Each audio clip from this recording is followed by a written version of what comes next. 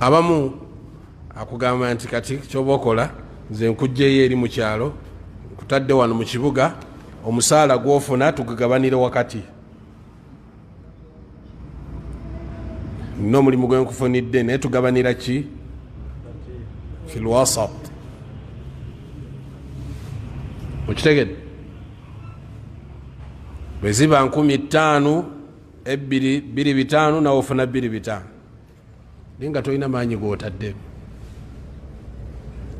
ikhwani hatha dhulum wabulyaza amaanyi tebukkirizibwa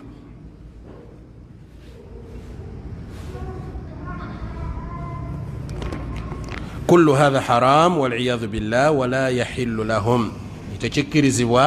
وما أكلوه فإنه سحت إما لبيري الدواء مبا ملد حرام أتنغ النبي تسوبزا